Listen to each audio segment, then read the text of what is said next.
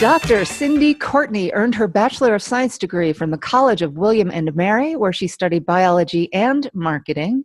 She attended the Virginia Maryland College of Veterinary Medicine, earning her DVM degree in 2011. While she was a veterinary student, she reestablished Muriel's Student Heartworm Testing and Prevention Program, ran the SAVMA Dog Wash fundraiser, helped organize the National VBMA meeting, and was a member of various other student groups, including the student chapter of the Veterinary Emergency and Critical Care Society, the Food Animal Practitioners Club, and the Companion Animal Club. During summer break, between her second and third year of veterinary school, she was the academic affairs marketing intern for Hill's Pet Nutrition. After graduating veterinary school, Dr. Courtney spent 4 years as a full-time small animal veterinarian. In 2014, while still working as a full-time veterinarian, she spent half a year as an associate professor at Northern Virginia Community College, where she taught classes in veterinary technology. Since then, Dr. Courtney has further diversified her veterinary career. Presently, she works part-time as a small animal practitioner, co-hosts the Veterinary Viewfinder podcast, is a field veterinarian consultant for Nationwide Insurance, and an interactive medical editor for Brief Media. As if that weren't enough, Dr. Courtney also runs her own business as a marketing communications consultant and speaker-writer focusing on the topic of toxic behaviors. Dr. Courtney lives in Kansas with her husband and one child. Well, welcome to the podcast, Dr. Cyndie Courtney. It's so nice to see you again after all this time. You look fantastic.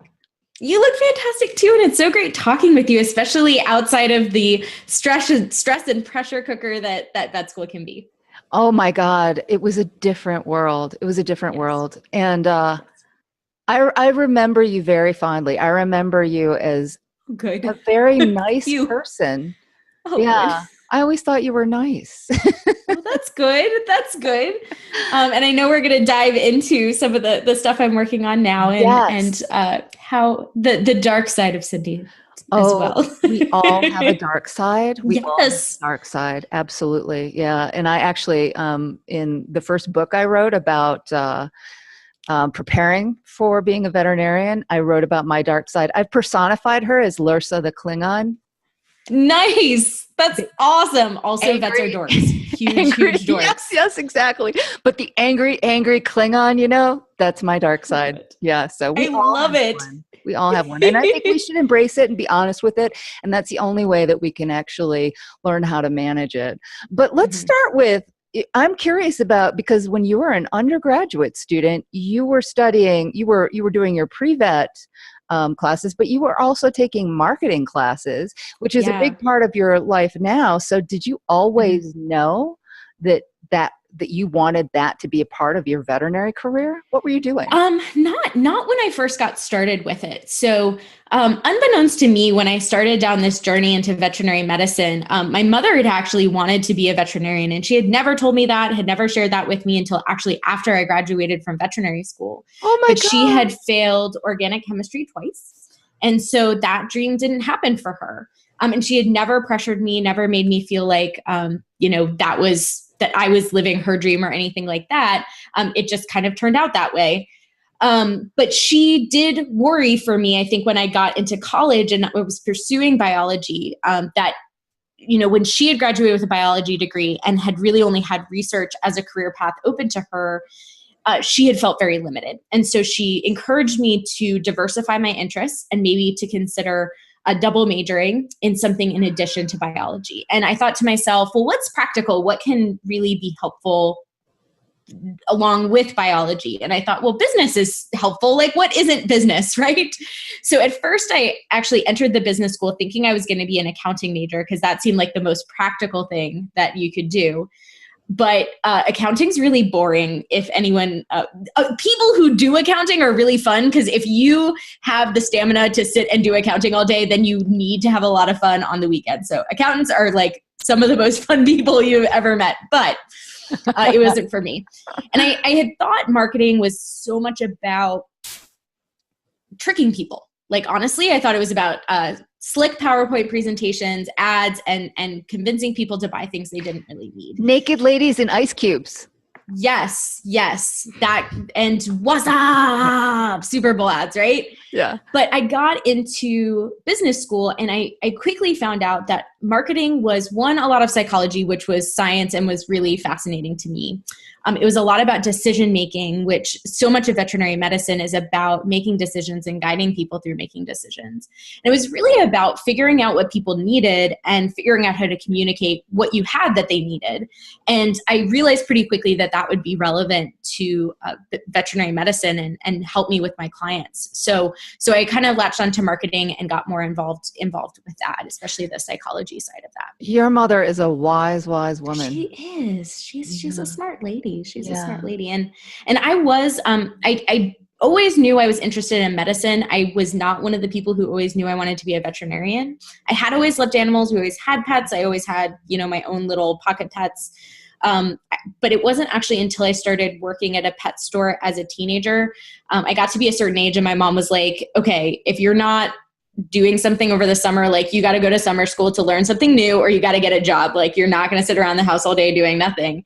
So, I applied for a job at a pet store and I hadn't heard anything. So I signed up for a computer science class. And then as soon as I signed up for the computer science class, I got a call back from the pet store and I got a job. So I fell in love with helping people with their pets. Probably gave them more advice than I really should have in retrospect.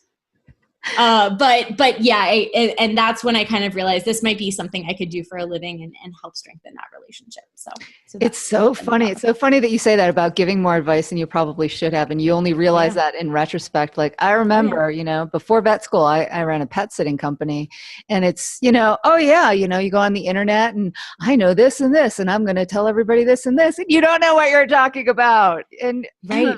But one thing I'm really passionate about now because of that is that, a lot of these folks are hungry for good information.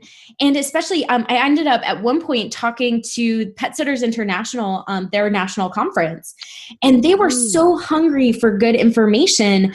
Or I talked to local pet sitters up in Northern Virginia, and they had no idea the risks of raw food to them or to their patients or to their clients. And they just soaked it up. And these are people who often, as you were, in people's homes every day. Yes. Every day. Yes. I gave a talk on common side effects of common medications or serious side effects of common medications. So what should somebody do if a pet is vomiting? Should they give that Rimadyl or not? And just giving them some basic tips. Like if you're not sure, don't give it and call the vet. Like really, really simple. Generally, they're going to be safer not giving a medication than giving it. So I think if we had that bandwidth to reach out to these other pet professionals, we could actually enhance their client's ability to come to the veterinarian and to trust the veterinarian too. I believe it wholeheartedly. And I think you hit the nail on the head when you said bandwidth. That's part of the problem. There's tons of people out there who have plenty of time on their hands to get on the internet and write all sorts of nonsense. Maybe they believe it, but they don't have the scientific medical education to really know what they're talking about.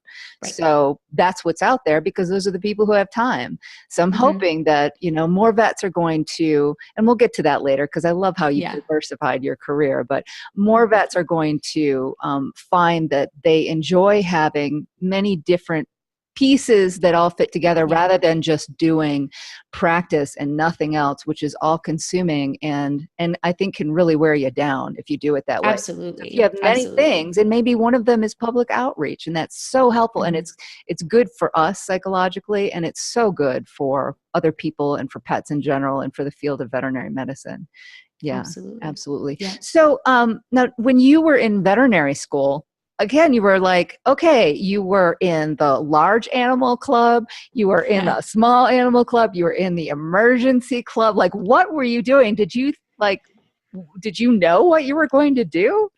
Yeah. So the advice I had this great mentor. So you remember we had this mentorship program from the Virginia Veterinary Medical Association. We got these mentors, right? Yeah. And so my mentor gave me the best advice. He said, get as many hands-on opportunities as you can while you're in vet school. And what I found was that to get access to the hands-on wet labs, you had to belong to all of these clubs. So I saw it as an investment in my future to belong to all these clubs. And I've got to tell you, I knew from the get-go I was going to be a small animal vet. I thought I might do more beyond that, especially on the business side after I had gotten that business degree. But learning to palpate cattle ovaries is probably hands down one of the best practices I got for feeling cat kidneys, right? Like they're kind of almost even similar in size and shape. So I learned so much doing those hands-on wet labs. I remember there was a cytology wet lab that was one early Saturday morning. And the last thing I wanted to do was get up early on a Saturday morning and go do more learning. But because I did that cytology wet lab and I really got down those basic principles of, is this a round cell? Is this an epithelial cell? Is this connective tissue? I became very early on in my practice life the go-to person for cytology at my practice. And that so boosted my confidence as a new clinician to say, having my colleagues, my more experienced colleagues coming to me and asking for my advice. So I can't, for any of your listeners out there who are considering going to vet school, both doing that in vet school, but also before vet school, get those hands-on experiences because they are invaluable and it just snowballs in a positive way once you're in practice. That is great advice. Yeah. I was not in the large animal club. I was like, and as soon as I take my NAVLE, all of that large animal stuff is dump. And I remember being on large animal rotations, which were just 3 weeks, and having to try to palpate ovaries and cows. And I never, not one. Yeah. I never palpated a single one. I lied. Yes, I could feel the ovary, but I never did. Yeah. So that was one thing I also felt was important in my vet school experience is I remember distinctly I think I was on neurology because we had Ross Meisel and we were feeling this patient's belly and we're trying to ballot the fluid wave in the belly. And he's like, oh, hey guys, can you feel that ballotment? And everyone else is like, yeah. And I'm like, no, I can't feel it. Show me what you're feeling. Cause I figured it was better to ask the really dumb questions and to look like a complete idiot now when we were in vet school than to get out into practice and to not know what the fuck I was talking about. It is true. It is true. That's okay. I use the F word as punctuation. Yeah. My husband's from Massachusetts. It's just normal vocabulary for us. But that is so true. So very true. And in vet school, you do I felt embarrassed that I couldn't feel it and everybody else could feel it, so I wasn't going to say anything. I also didn't say anything because it was a cow ovary and I really, all honestly, I just did not care. But I should have, because like you said, I only realized this in retrospect, it might help your palpation skills when you're working with small animals. You found it easier to actually palpate cat kidneys because you learned how to go through the cow's rectum to feel their ovaries. Yep. Yeah. Yep. So amazing advice.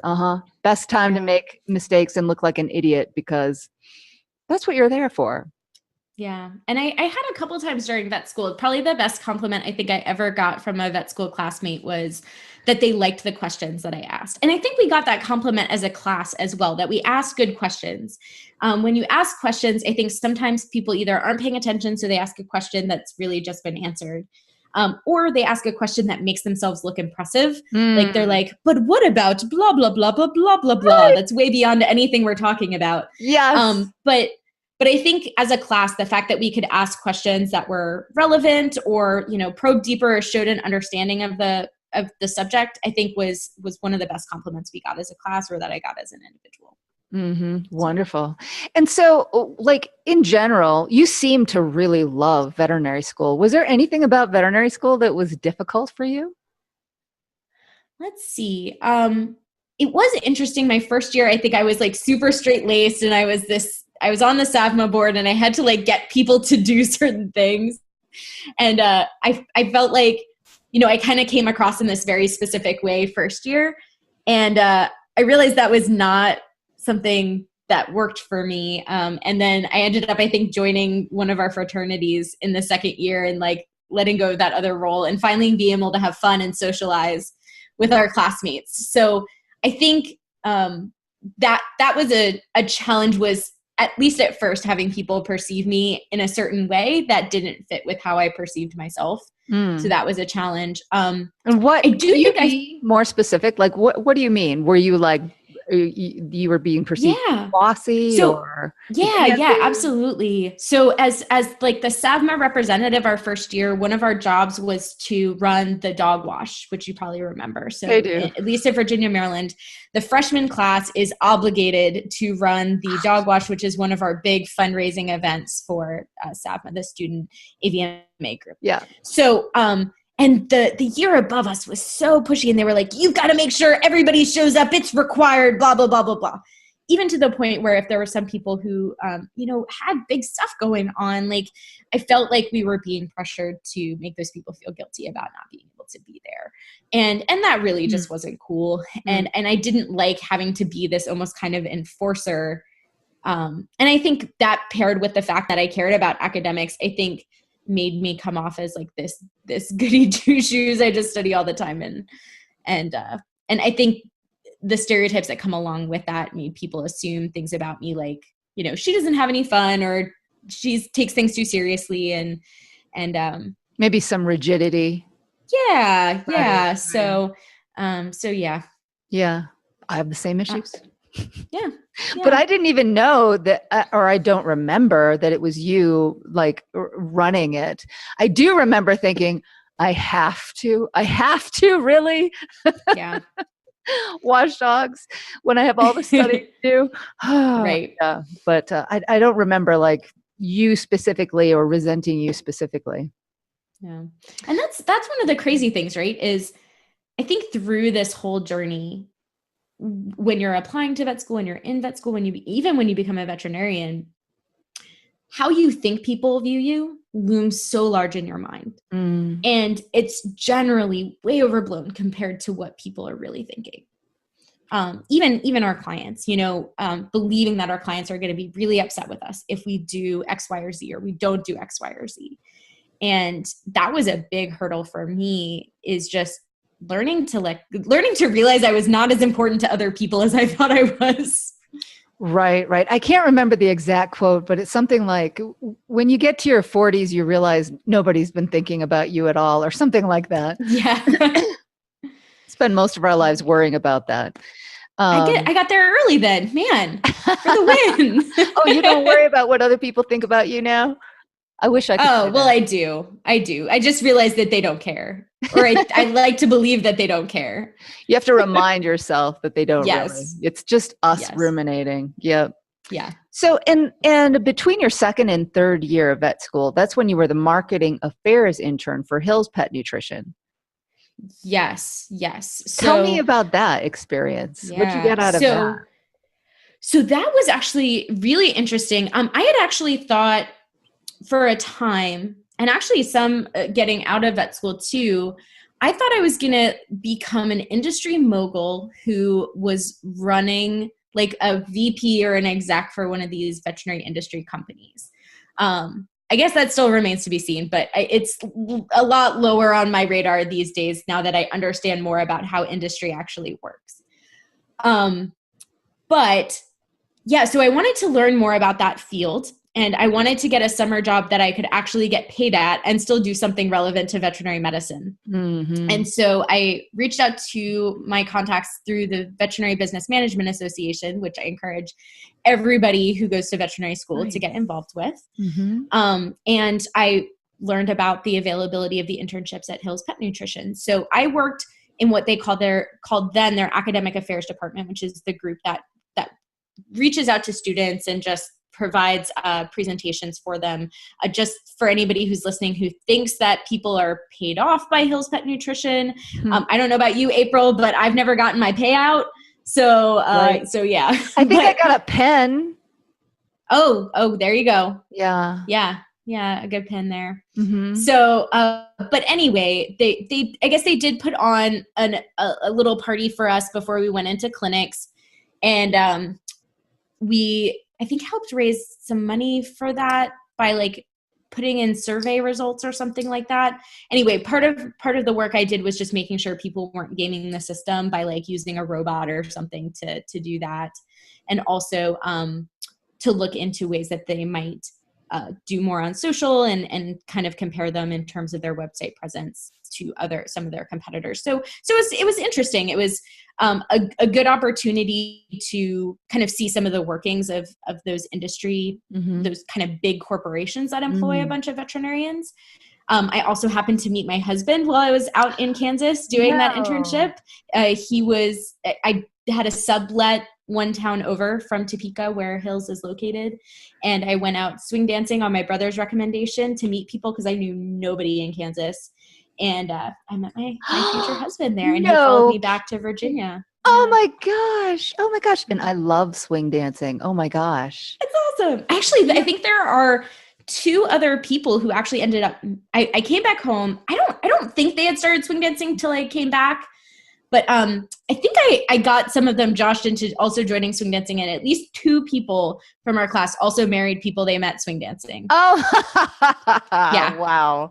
So you met your husband, so tell me a little bit about him. What does he do?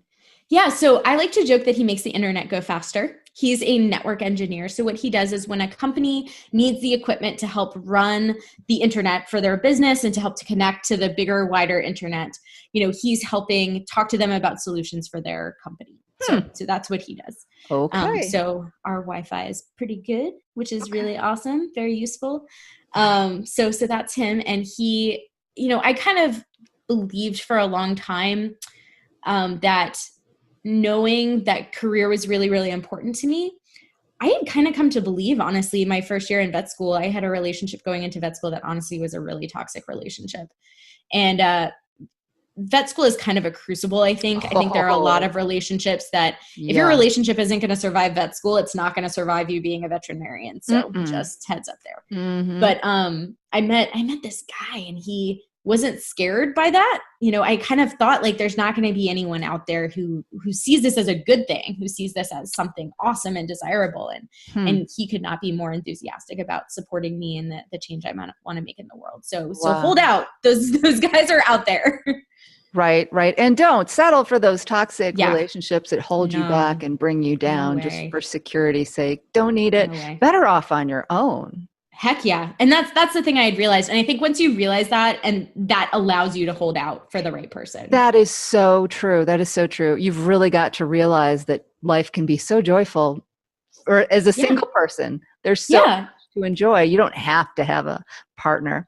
No. And I have one of our friends from veterinary school, doesn't want to and isn't planning on, getting married and doesn't really want to have kids. And people treat her like she's bizarre. And I'm like, if that were a dude, nobody would think twice about it, them wanting to live the bachelor life, fancy free and getting to just enjoy the things they want to enjoy. So I'm like, more power to you. I agree. Totally agree. In fact, that was my plan when I was in vet school. I was never going to be in a relationship again. I was tired of them. They never worked out. They just sucked the energy out of me, and they were more work than they were worth. And I was convinced that's it. I'm just going to be single forever. And I was happy with that thought. And that's a shame that she gets looked at like she's, strange or something. But I'm hoping that more women, can feel that way and be empowered. I mean, if you want to have a relationship, great. But feel good in your own skin. You can be you are a complete person all by yourself. Complete, absolutely. And the right person is not going to come into your life until you feel that way. So good advice. So now tell me. You met your husband between second and third year, and then you were doing a long distance relationship for the last 2 years of vet school, right? No. Well, kind of. So I met him, and this is, sorry, I got to tell the cute story. So please. I thought when we first met that he was also kind of like a summer person there. And it's a college town that I was staying in Lawrence, Kansas with the University of Kansas, which is actually where I live now. So that's another piece of the story. But I thought he was just there temporarily, like summer intern like me. And so he had made some joke when he was asking me out about how I've been in town a couple days. So I thought literally he meant he'd been in town a couple days and was brand new and had no friends. So I kept inviting him out to stuff thinking this poor guy, he doesn't know anybody. So it became clear by about the third time we were hanging out that he was into me, and he was like, oh, you know what? Can I kiss you? I would really like to kiss you. I was like, I don't know. I'm going back to school. I'm going to be in Virginia. I don't know if this can work. And he was like, oh, okay, well, I just knew if I didn't ask, I'd be kicking myself for a really long time. And then I was like basically grabbing him and being like, no, come back, come back. So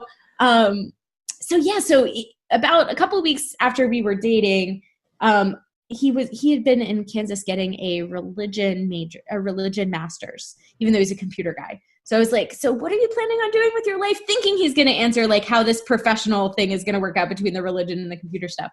But instead he responds with, well, do you want this to work out?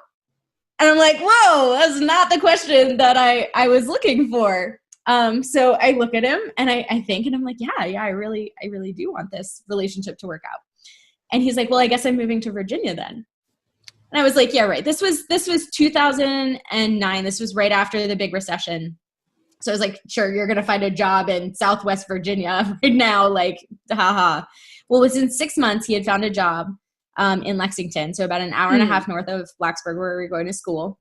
Oh. And so while it was still kind of long distance, we were about an hour and a half away from each other. We got to see each other most weekends, and we weren't that far away. In fact, during clinics, there were some days on clinics where, you know, surgery had reduced me to tears, and he would just come down and like give me a hug, and I would go back on call. And, you know, he was amazing. I don't know how I would have survived fourth year. I mean, again, complete person, but that support was invaluable to me during some of those really hard times. Wow. Good man.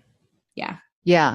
Good man. He saw something good and he was like, okay, I'm done looking. Yeah. He was all in. Yeah. He was all in. So yeah, that's how my husband was. Like by our third date, he's like, okay, this is what I want. You know? And like that, I don't know. I think some guys are like afraid to show that they really care, but guys, if you're listening and you really think that's, you know, the right woman, just say it, because she will have so much respect for you. Yeah. I remember one of my exes asked me, he was like, well, what's the difference between getting married and just being together long-term? And I remember saying to him, you know, I want someone who cares about me enough to want to make that commitment. Who feels that way about me that I want to feel about them. And I think that's kind of the key, is like when someone says like this is what I want, like this is, there is something in that. So even if God forbid, we all know the statistics, God forbid, like at the end of the day, you know, I realize every day I wouldn't change it for anything, even if everything fell apart tomorrow. So it's actually our 5-year wedding anniversary today as well. So, oh, congratulations! I hope I'm not taking you away from. Oh no! We're chilling, and this is great fun for me. So okay, you have some nice plans for dinner or something tonight. Yeah, and we celebrate more on our dating anniversary than our wedding anniversary. So. That's funny. So do we. Yeah. All right. So now tell me about. So you graduate veterinary school, you go into full-time, I'm assuming it was day practice, small animal, GP. Yep. Tell me about how that transition felt for you. Did you feel well prepared for it? Was it your hands-on experience do you think it helped, or did you feel overwhelmed in any way? Yeah. So I, you know, kind of an interesting story just about the job seeking process that I think is kind of fun. So I did not have a job when we graduated, which I don't know that people would realize. So I had been looking at a couple of jobs in February, and I had been given 2 job offers. And there was one place that I really, really liked, I really loved, but they were offering significantly less. And we had been, you know, I had all this business knowledge, and I felt like, no, I gotta advocate for myself, and I've got to get like a really strong salary. And there was another place that was offering a much higher salary, but I didn't like quite as much. So I was trying to negotiate, and it came down to it that I wasn't going to get the place I liked more to budge. So I made the mistake of saying to them, well, I think I'm going to go with the other place. And then my husband, or my eventually to be husband, said, well, at least take a night and think on it. And I woke up the next morning, and I could not explain it to you logically. Again, I'm such a type A person. I want to think things through. I want logic. But there was this feeling in my gut that I absolutely could not take that other job. You mean the one that paid more? The higher paying one. Right. Yeah. There was just this feeling in my gut. I came to find out like 2 or 3 years later that they burn through new graduates like crazy. So one, listen to your gut. Absolutely. But I felt like I had just ruined everything, that I had just, you know, messed everything up.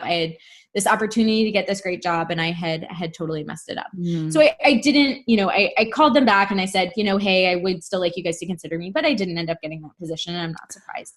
But they did say, they said, you're our second choice, and if there's anything that we can do to help you in the future, please let me know. So, I ended up graduating, and I moved back home, which just felt like such a huge failure to me. And I was in a pretty dark place. I felt exhausted. And so I'd spend the morning job searching. And then I would just collapse by noon and just fall into this funk of like watching Dexter and like reading and just unable to really do anything else productive. But I kept moving forward. I kept just pushing as much as I could day after day. So I eventually ended up getting 2 additional job offers at 2 places in the exact same area. I was looking at 2 awesome job offers. They ended up actually like fighting over me at the end. And it turned out fine, and it turned out better than I expected. One of the places actually had been a listing just for an experienced veterinarian. I called them up and I said, hey, I was a veterinary assistant for 5 years before I went to vet school. Would you be interested in at least interviewing me? And I had called them up directly, and they said, oh yeah, come on in. And when I got there were actually 2 people that I had worked with in practice in the area before, working at that clinic. So they knew me. And so if I hadn't kind of taken that step, been brave enough to think outside the box, there's these statistics about how women won't apply for a job if they don't meet 100% of the criteria. I would not have had my first job outside of practice if I had tried to fit inside that box perfectly. Yep. So we talked about it. They had 2 locations. At the location I was going to be at, there weren't really vets that super loved mentorship. It turned out fine in the end, but they had a second practice where I would be spending part of my time, and both of the vets there loved mentorship. So I'd always be able to contact them by phone if I needed to. And most of the time that I would be at the practice, there would be somebody there with me. And there was a little bit of running the gauntlet. One of the vets there had a sick parent, and there were a couple nights, even when I was a relatively new grad, that I was in the hospital by myself. And there were 2 weeks, I remember, in my first couple months where I was seeing some life-threatening emergencies all by myself. And there would be like 2 life-threatening emergencies coming in on the same night. But then when we handled them, when I got through it and the patients did well, we handled the cases, I felt great, in terms of my ability as a veterinarian. And I did have that support system by phone too. So I wasn't completely on my own. So I was really happy with the support system that I had. And it was just enough for me. And that's when vet students talk about needing mentorship, I always ask them, what kind of mentorship do you want? Because mentorship is not one size fits all. For me, having been a vet assistant, I didn't want somebody going over my charts when I was doing an ear infection appointment and telling me like how to do my ear infection appointments. Like that would have drove me absolutely insane. Right. But there were some people who want that, who want every single thing to be double checked. For me, knowing I had backup, knowing I could ask my specific questions to a fellow vet once a week and say, hey, I'm feeling a little shaky on diabetes protocols. Like, can we go over that and talk to me about your hands-on experience dealing with that? Knowing that one of my colleagues would schedule his more complex surgeries on the days that I had off or I came in late so that I could come in early if I wanted to and scrub in with him so I could get more hands-on experience. Nice. Having those kinds of things where they were giving a bit and I was giving a bit felt really good. It felt really good. So I ended up being very happy with my initial practice experience. Okay. It was still quite over. I mean, I think anytime you're plunging into something so serious, it does feel like the weight of the world is on your shoulders. And so that can be hard. Honestly, it was the interpersonal pieces that were most challenging. And that really ended up birthing a lot of what I'm doing now. Yes. And I'm really eager to talk to you about it because it's something that I too struggled with. Yeah. And I think it's a very prevalent problem in veterinary medicine, toxic workplaces. So definitely want to dedicate time to that. But I loved what you said about knowing what you want in terms of mentorship. Like define that for yourself, figure it out, because you're right. A lot of us just hear this word and it's this sort of amorphous, vague idea. Yes, I want to go someplace that has good mentorship. Well, what does good mentorship mean for you? Decide that in advance so that you can ask the specific questions and figure out, is that what they're offering? I love, that's really great advice. Exactly. Because they may think they're offering you great mentorship by just being there for you to ask questions to, but you may want them to come to you and offer insight and advice. So you've really got to understand what your comfort level is and what that looks like to you. Yes. And have that conversation so that they know what your expectations are and you know what their expectations are, and you can meet in the middle. Yeah, absolutely. Now, you started teaching veterinary technicians in 2014. And I do way too much. I have a problem. I have a real problem. No. You're a multi-potentialite. Haven't you heard that term? Oh, no, I have not. What does this mean? Girl, you got to look that up. Okay. Yeah, there's actually, I think her name's Emily Wapnick or something like that, but she actually gave a TED talk on the subject. And I too, I think, am a multi-potentialite. Like, I cannot just do one thing. I want to stick a pencil in my eye. I need to do a lot of different things. And yeah, when you look at our lives, it's like, are you crazy? But that's like what feeds us and makes us happy. So be it. But yeah, you should look that up. So you were teaching future veterinary technicians, right? Yeah. But why did you decide to do that? And so that's a funny story too. So I was like, okay, I know I like speaking. I had this blog, Vet Changes World. I still have it, though I'm not as active with it now.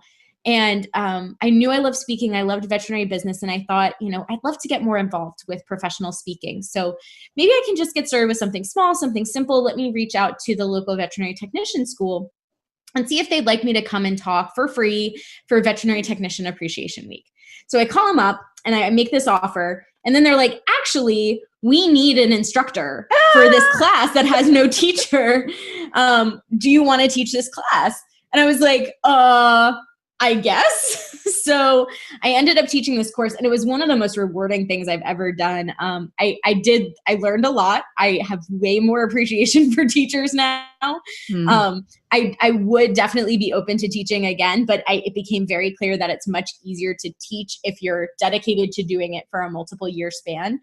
As a veterinarian, we learn from each ear appointment that we have. We learn from each diarrhea appointment we have, and we have many of them over the course of just a couple weeks. The same thing happens with teaching, but each course is a full semester. So like at the end of a semester, you really want to have an opportunity then to teach that course again, next year to really benefit from the efficiencies of learn what you learned from teaching it the first time. So. Right. But so when you wanted to do some public speaking, and that was just your idea, did you have I was just wondering when I saw it on your resume, like if it was inspired in any way by, working as a new veterinarian with a support staff and feeling like you needed to teach them and train them, and maybe you wanted to do, that's what I was just wondering about, because I think that's one of the things that a lot of us struggle with when we get out of school, because in vet school, those technicians knew what they were doing, right? Yeah. And they were telling us what to do. And they were watching us to make sure we weren't making any mistakes. But when you get out, guess what? They're not like that at all. And yeah, so I wish I could say yes, but the answer was no. But that was a benefit of going down that road. Again, it was kind of an accidental just opportunity. Yeah. But as I got more involved with teaching that course, and realizing, how much work these folks were putting into just getting through school, and realizing what they did and didn't know, and what they came out of school with, it definitely made it easier for me to connect with my team members. So it definitely helped me develop those skills. But it was something even with that experience, I struggled with, especially with those hands-on skills. And I think as a leader in the practice, that is something, leadership is hard to teach just in general. And especially in vet school, even if we get communication classes, even if we get business classes, we rarely touched on leadership specifically. I don't think we did at all. Not at all. Not at all. And there's been so much that I've learned about power dynamics and how in a lot of ways we're kind of being set up for failure to be toxic leaders. Yes, because by not being prepared nobody told us, by the way, when you graduate and start practicing, you are going to be the leader. Yeah. And you are going to influence the environment and the emotional environment. And the smallest snarky word from you will completely pollute the environment because you're the leader. Nobody told us that. And to be fair, like, I think it's even more powerful when it comes from a leader, but it's super contagious from anyone. So From even anyone. a client coming in, Absolutely. from a fellow team member, like hands down, probably the most contagious thing in a practice is toxic behavior. Because it's setting a standard of what is acceptable behavior, especially if there aren't other standards in place, and especially if there aren't consequences for those negative behaviors. Actually, there was an article, I can't remember where I saw it, but I do have a copy of it. And if you want, I can send it to you. But it was about how in a medical setting, discourtesy, just mild discourtesy, was actually shown statistically to increase medical errors. Yep. So it increases medical errors. Most of those studies focus on the opinions of nursing and medical staff. So there isn't as much data on like cause and effect, but it's kind of what do doctors and nurses perceive happens when there's they call it disruptive behaviors is the technical term that they use in most of that research. And there's one guy in particular that does most of that research in the human health space. But they find that they think it increases 27% of medical professionals feel like that behavior, that disruptive behavior increases patient mortality. Something closer to like 67% think it increases the rate of medical errors. So it's pretty crazy. Yeah. So really, and I'm sure that applies in our field as well. Oh, for sure. For sure. Yeah. There's so much work that needs to be done. I mean, just looking back, I've been out of school for 6 years, and I think that is the biggest problem for veterinarians or veterinary technicians or anybody who works in this field. Like, the truth is, I've never had a client complain about me. Okay. I've had clients that get upset or angry or behave in an unreasonable way. But I've been, knock on wood, lucky nobody has gone on the internet and slammed me or anything like that. So I think really that's like a very small percentage of what drags us down emotionally. And if you can find a practice with a positive culture, where you feel camaraderie and you feel like you can trust the people that you work with. And that doesn't mean there's no conflict, but that means you feel comfortable enough to say, this is sort of bothering me. Can we talk about it? Yeah. That is 99% of what can make the difference between being a happy veterinarian and being a miserable veterinarian. Absolutely. Absolutely. Yeah. And I mean, just the sheer amount of time that you spend in practice, you have to have a positive environment. Otherwise it taints everything you do. And the statistics show that when you have a toxic workplace, it comes home with you. And if you have a toxic home life, it comes to work with you. So we know these behaviors are, again, super contagious, right? So this is another reason why when we talk about work-life balance, it's so important, because if people aren't able to have the work-life balance, to have a good home life, then it's going to contribute to a toxic work environment. And we tend to think about like, oh, well, we've got so much work to get done. Well, it actually seems to be that when people start working over 40 hours, especially over 50 hours per person, they become significantly less efficient. And that's part of the reason why. That is really fascinating. So it's not about how do I learn to be a happier veterinarian? It's how do I learn to be a happier person? Yeah, so absolutely. That while I'm at work, I can be a positive influence, and that will help me to be a happy veterinarian. Yeah. And most of the studies show that people think when they're successful, then they'll be happy, but it actually is completely the other way around. It's once you find happiness, then you become more successful. Yes. And it's amazing. I've seen that for myself. It's like the magical universe. I don't know how it works, but somehow it does seem to be that when like you're in a positive frame of mind, things come to you, things happen that are, helpful to you, versus when you're in a crappy frame, everything just goes, everything goes wrong. It's really interesting. Yeah. Yeah. So I would really like to know, okay, so what was it? Was it a single incident? Was it a series of incidents?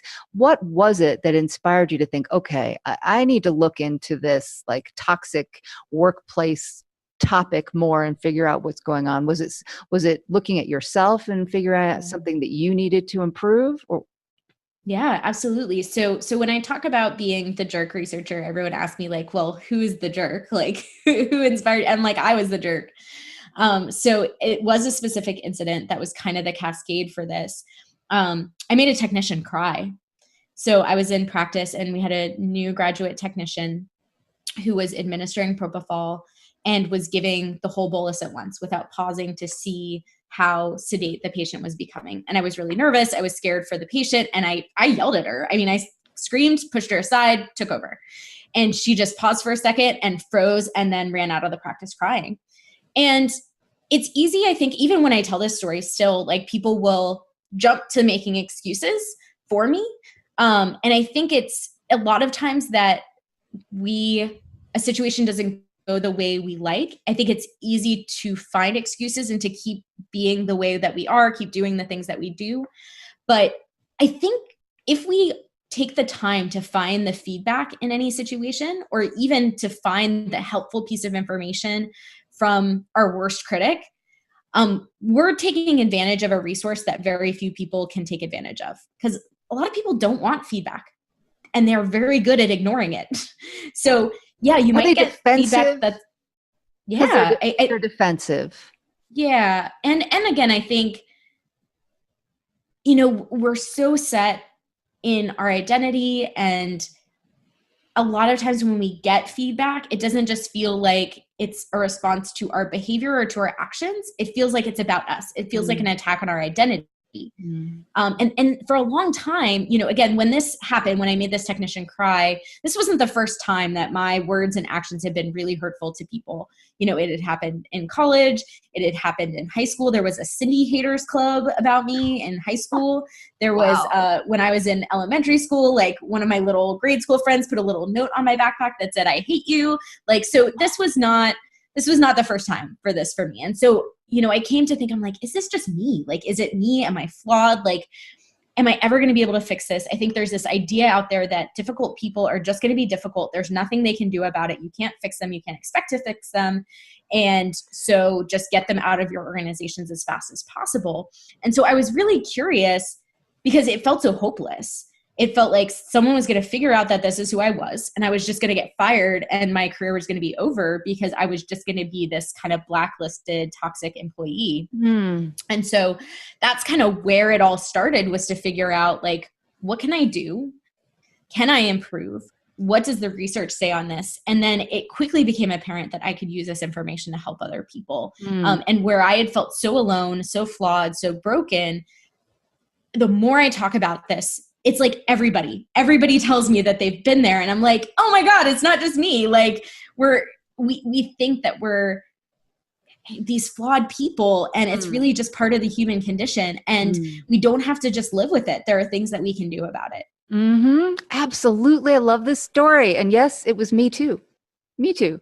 Yeah. Right. And I'm not making an excuse for you, but I will say that that was one of my biggest frustrations coming out of school. And I alluded to it earlier, that when you're in vet school on clinical rotations, all of the techs they know what they're doing. They are professionals. They are highly skilled.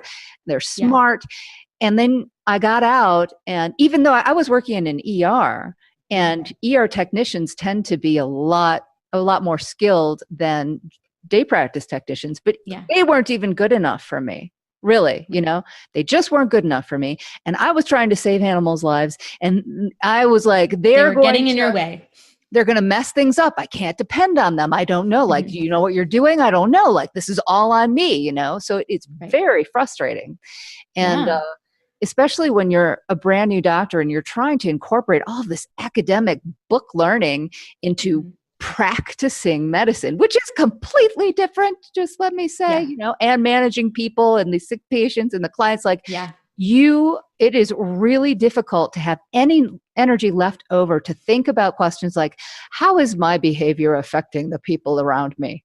Like that thought never even occurred to me. And I agree it should have, but it didn't. And that's how I got into trouble. Mm-hmm. Yeah. One of the things that I've loved so much is that the more I study this, the more I realize that we already know the solutions. Like so many of the solutions to this are actually find their foundation in behavioral medicine.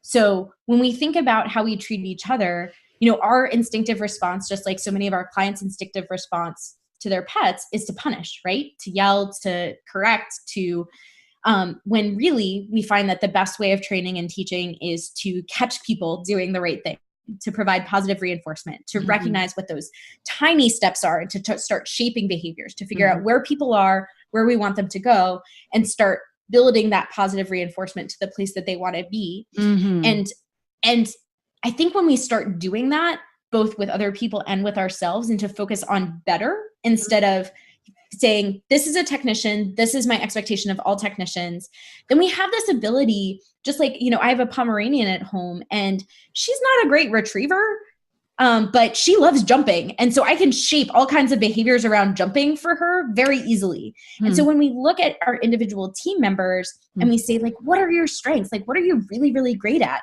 And how can we use that to help our team really excel? And then for the things that you're weaker at, can we either shape that behavior over time because it's necessary, or can we pair you with somebody else on our team who's really strong at that? I think it opens our mind to thinking about these problems in different ways. But too often I think we say job description, most conflict is related to having a set of expectations and people are not meeting those expectations. And so if we start being more open about our expectations and that those expectations are improvement and some firm boundaries. Obviously, there are legal boundaries. As a technician, there are certain things they're not legally allowed to do. Safety is obviously a boundary. We don't want our patients to die. But within that boundary, I think we have more room than we like to believe that we do. Yeah, I like that. Meeting people where they are, because I mean, that's part of what I didn't realize. My expectations were unrealistic. I thought all technicians were going to be like the ones in the hospital. Well, was I, as a new doctor, the same as the doctors in the hospital, in our teaching hospital? Hell no. Right? And then, I started thinking about when I was a veterinary assistant, I didn't know anything. And, I was trying to do the best I could, but I didn't have the knowledge or training. So being able to see other people as they're works in progress. I'm a work in progress. You're a work in progress. We are all works in progress. And where are you right now? And realizing that as the veterinarian, it is part of your responsibility is to help teach and help train. And I did not know that at all. And I think one thing we miss too is when we think about, you have this great question about, what about being a veterinarian isn't like you expected. And again, expectations, right? So we see ourselves as, we're going to come out into practice. We're going to be this all-knowing, all-curing veterinarian, and I'm going to do everything right. And there's kind of this expectation that we have of ourselves, that we think clients have of us, that we think technicians have of us, that we're going to be perfect. Like lives are on the line. We have to be perfect. But what we don't realize is that sometimes when we're human and when we're willing to show our imperfections is actually when we can make these bonds and we can create these relationships that are much stronger. That in being a leader that can admit that they have to grow, that they have places that they can be better, then we are also setting a good example for our team and showing them, like, it's okay that you're not perfect right now. I'm working on me. Let's work on you. And we're going to get where we need to go. A client, if you're uncertain about a diagnosis, your client knows that. They're reading it in your body language. And if you don't say it out loud, they're going to be like, something's going wrong here. Right. But being able to say, like, hey, this is unusual. We don't normally see it present this way. Let me do some additional research. Let me reach out to colleagues. That is something clients love. And yet coming out into practice, I don't think I understood that. I don't think I understood that other people didn't expect me to be perfect. Right. It was just you. Yeah, it was just me. It's very true. Yeah. And what a difference that makes when you have that kind of relationship with yourself and with others, support staff, clients, to be able to be that authentic and be like, I'm not perfect, You're not perfect, and it's okay. And Yeah. it takes so much pressure off of you, and you can actually then enjoy your day, have a sense of humor, and, and even accept when things go wrong with a lot more grace. Yeah. Yeah. Mhm. For the whole, again, thinking that I was this bad person and feeling like I needed to be somebody else. I have a lot of friends who are, super popular social butterflies. I'm friends with Dr. Andy Work, and I, have one of my best friends who is my maid of honor. She's very social, very likable. And I kept trying to channel them. I kept trying to be like, I just need to be like them somehow. And the harder I tried to be somebody else, the more frustrated I got, and the more I felt like I was failing, and the worse the problem got. Yes. Yes. Yeah. And so I think it's when we can accept that we're not perfect, that because perfect is somebody else. Perfect is not us. Mm-hmm. Like, we're not able to kind of embrace our own skin and be where we are and be who we are. And then we're often asking other people to be perfect and to be someone other than who they are. So compassion for others often starts with compassion for ourselves. And that's one of the first steps to not being a jerk, is admitting that you can be a jerk. And forgiving yourself. And forgiving yourself. Yeah. Mm-hmm. And that's funny that you were like, I'll channel Dr. Andy Rourke. Because I was like, remember how I said, like, my angry persona is Lursa, the Klingon. Like, when I was practicing ER and I was trying to be better, I was trying to channel Captain Jean-Luc Picard. There you go. Did not work. Did not work. Yeah. No, you gotta find that within yourself, and it is there. It is there. Yeah. The other thing that I find so fascinating about the research is that there's kind of this myth out there that, bullies are people who are really have low self-confidence, that they really don't feel good about themselves. And so that's why they're bullying other people. And that's totally incorrect from everything that I've read. And if there's someone listening who wants to correct me on that, feel free to jump in. But at least all the data that I've seen says that actually people who tend to lash out at others tend to have high levels of self-confidence. And that if you take people who have high social anxiety or tend to be more self-conscious and you expose them to stress, they actually tend to turn inward. So they become more anxious or they become depressed. But people with high levels of self-confidence, what tends to happen is they tend to lash out at other people. And that comes from where their locus of control is. So if you have an external locus of control, so if bad things happen, you tend to think it's the situation or other people's fault, then you tend to be really confident about yourself because you're like, that wasn't my fault. That was someone else's fault. But it also means that you're more likely to lash out at those people who you think it's their fault. So I find that really interesting because there are people who will be jealous of my self-confidence and say, oh my gosh, I wish I could feel comfortable public speaking, or I wish I could be as confident as you, or you're my hero. And it's funny to me because I'm like, there's the dark side as well. And instead of, again, trying to be that other person, to realize like, this is just all strengths have a weakness that come along with them. And that this is just the flip side of one of my strengths. And so what I can do is I can come up with coping strategies for the weakness. But if I change myself completely, I lose the strength too. And the strength is something that I have that's valuable to give to the world. And realizing that actually this persona was something that I could use, that these experiences that I've had that were extremely painful for me personally and for those around me were something that I could do to actually help the world, was just like mind exploding. Finding my purpose in what were some of my most painful moments was, I can't even begin to describe what that felt like. I feel like that's kind of the point of life. Just hearing you say that, like that's it. Like, learning from our most painful experiences and doing something positive with it. Yeah. Amazing. Exactly. So now you're writing and you're speaking about toxic workplaces, but you're also practicing part-time as a GP still. You're a co-host on a podcast called Veterinary Viewfinder. You're a representative for Nationwide Pet Insurance.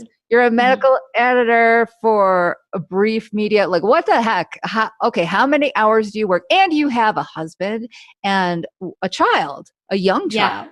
So Yes. how are you balancing all of these different pieces? And are you dropping balls and like forgetting to show up for a meeting that you scheduled because there are 15 other things going on that day? I don't know. Like, this is a lot. So it's a lot. It's a lot. Some of those things are less of a time commitment than others. So for instance, for Nationwide, I'm visiting some of these schools. So I have 8 schools. And some of them I only visit virtually. So St. George's is a little bit hard to get to. So I visit them by webinar. Darn. Yeah. And then the rest of the schools I'm visiting just once a year. So I'm not out there that often. So it's not as huge a time commitment. It's not a weekly, it's more of a monthly time commitment. So that's a little different, though I love getting out and talking to students. And that's been so rewarding. And I have a chance to talk with them about some of the jerk researcher stuff too. Most of my time is in terms of editing for brief media, which I love. If folks are familiar with Clinician's Brief or Veterinary Team Brief, those are the publications. And then the New York Vet Conference is also under our umbrella, and the Plum's Veterinary Drugs app is under our umbrella. So I love getting to work with them, especially in figuring out how to promote our content so that it's interesting and people realize like what good stuff is there so that they can click on it and find it practical and helpful. So that's really what I'm spending most of my time on.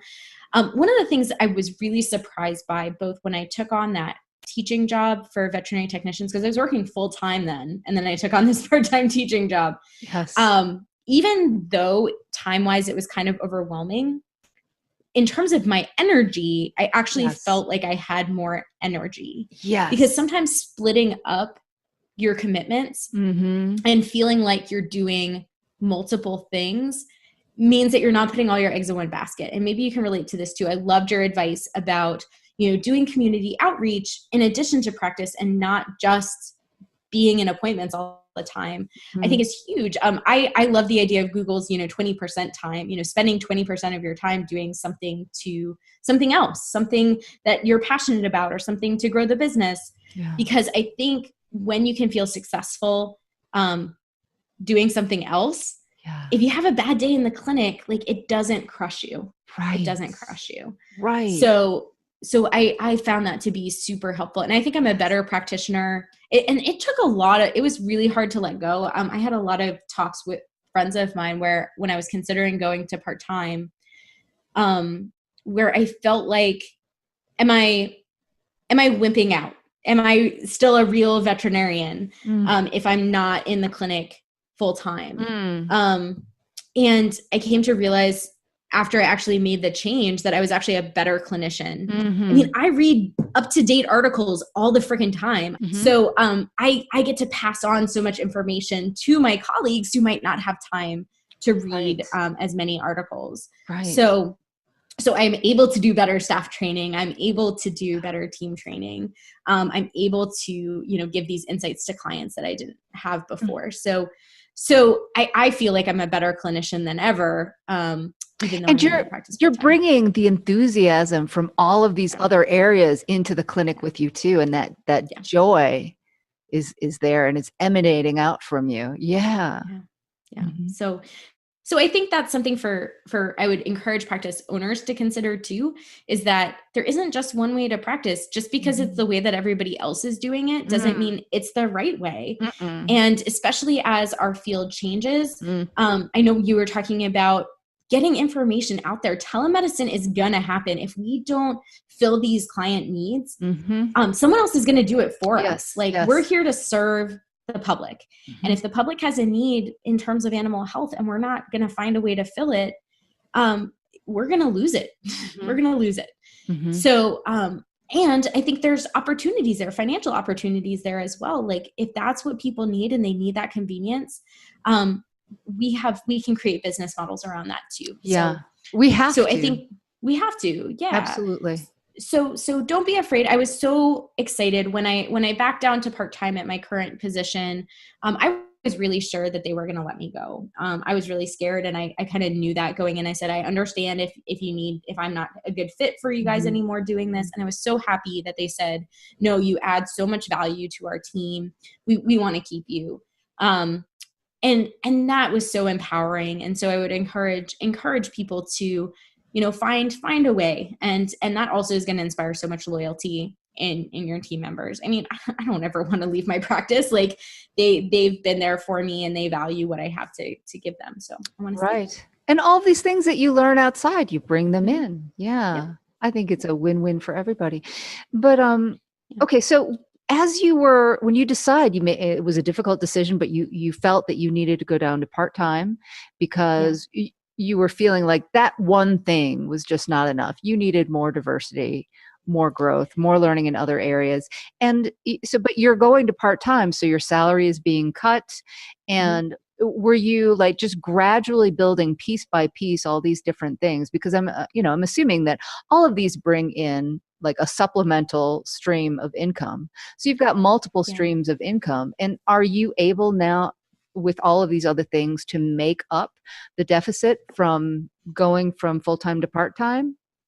So it's getting close, but no. And to be frank, I don't work as many hours. I think if I worked as many hours as I was literally in the clinic in terms of my other jobs, I would probably be bringing in a similar amount.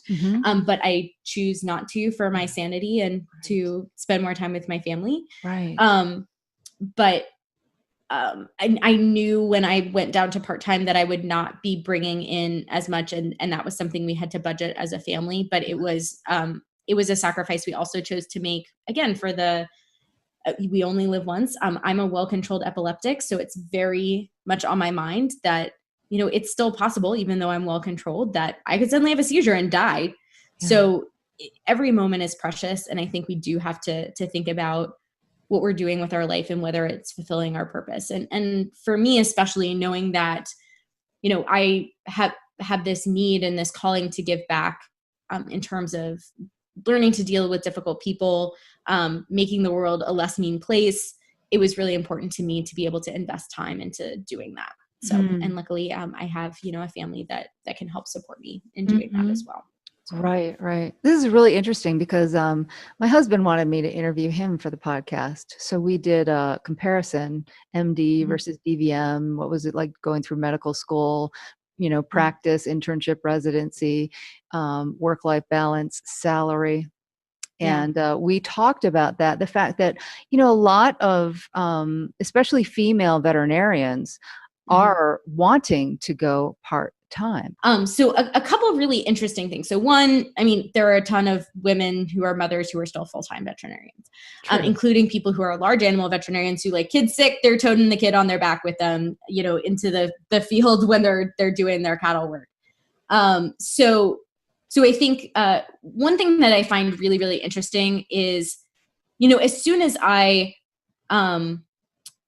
realized like I had this other calling and there was something else I wanted to do. And again, even knowing before I went into veterinary medicine that I would probably want to go into industry eventually. And, so when we planned on moving out to the Kansas City area where the animal health corridor is, and 75% of all animal health businesses have a presence out here, the first thing my office manager did is he said, "Oh, you're just like all the other young women veterinarians." And it was so frustrating to be just lumped in. And my practice owner was relatively liberal. But it was so frustrating and disappointing to be lumped in and just categorized and stereotyped. So that was really disheartening and really frustrating. I do think that a lot of people who go to part-time as women or even leave practice entirely, especially when they're saying they're going because of their kids, sometimes that is legitimately the reason, don't get me wrong. But I think also a lot of times people are totally burning out on the profession. And it's more PC to say, I need to spend more time with my family than to say, I'm totally burning out on this profession and I don't want to do it anymore. Because we see this as a calling. We see this as something that's so much a part of our identity that to be seen as giving up this part of your identity or giving up on veterinary medicine may be seen as less acceptable than accepting this new identity of mom. And I've talked with several other women veterinarians about it, and they totally agree. So again, but that may, of course, that is probably not everybody, but I think for a lot of us, if we had better work-life balance, we would be less likely to go to part-time. And Patagonia, one of the companies out in California, they find that when they provide adequate and fantastic daycare and good benefits and good work-life balance, they don't have women go to part-time. They don't have people leave the business after they have kids. That really bothers me when you told me that your office manager said, oh, you're just like all the other women in veterinary medicine. Well, I mean, the honest to God truth is that in general, women are the ones who are responsible for everything else. I mean, we're taking care of the household, we're scheduling. There's data behind it. That's true. And like if you ask men and women of who they think does more work around the house. Right. Both men and women will agree that women do more work, but women are more accurate. So they will put their percentage more accurately in terms of what percent of the household work and management and medical appointment scheduling and all that kind of stuff they do. And men typically overestimate the amount of work that they do around the house. Right. And underestimate the amount of work that's being done by somebody else. It's magic. Yeah. But that's why, it does get on my nerves because, just saying that, oh, like you're like every other woman and you just want to go part-time. Well, you have no idea the amount of responsibility that a woman carries when she's in a relationship. And men don't seem to be able to accurately assess how much the woman is contributing. And there is just that subtle little dig every now and then. Like I feel it from my husband and it, it really like he does not, but I don't blame him because I can go through a whole day, never sitting down once. I haven't gone, out to work, but I have been working at home all damn day. And he comes home and asks what I did. And I can't even tell him, So, but that is, write it down. I have done that. I have sent him lists like between 6 a.m. and 7 p.m. This is what I did. So, but it's just something that I think it's important for women to feel okay about saying like, hey, it is not the same. And like you said, when you provide childcare and all of these other things, these services that I would otherwise have to do myself, then I can work full time, so. Exactly. It's a pet peeve of mine for sure. Yeah, no, absolutely. And one of my other pet peeves is, I know quite a number of people who do public speaking in veterinary medicine. And the overall trends that I hear about is that generally speaking, one, there are significantly fewer female veterinary speakers, especially on business and communication tracks or on salary negotiations and stuff like that.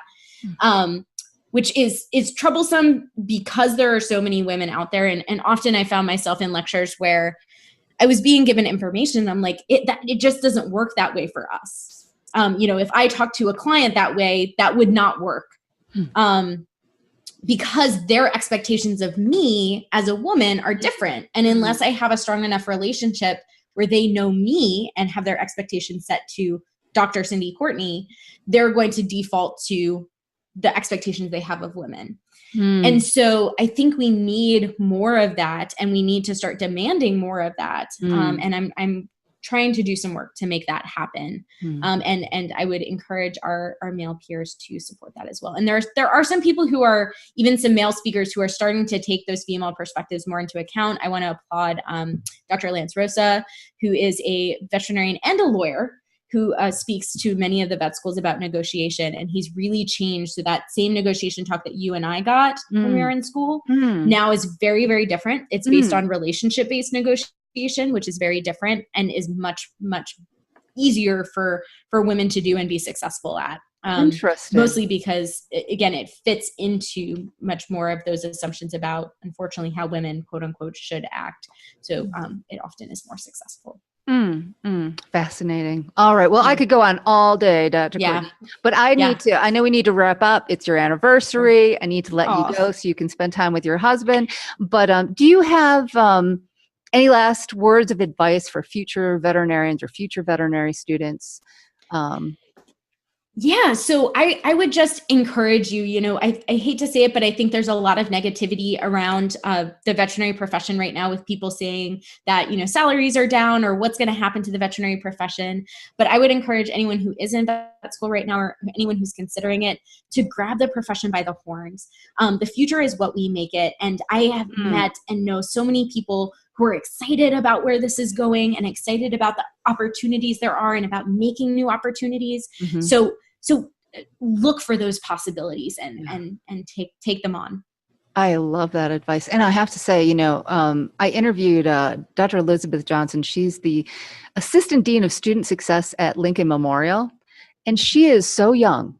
Like, she practiced for 1 year and then became the Assistant Dean of Student Success at a vet school, And of course, before I talked to her, I was a little skeptical, like, what's going on here? But after talking to her, I realized, that generation, they are so creative and innovative and open, and I have no doubt in my mind, as long as they're prepared for the challenges and they know what's going on, they are going to come into this field and revolutionize everything. I know they can do it because they've got the right frame of mind. Absolutely. Absolutely. So, how can people get in touch with you or find more about you? Absolutely. The best way to reach me is through Facebook at The Jerk Researcher, JERK, just like the mean person. I also can reach me through my website, thejerkresearcher.com.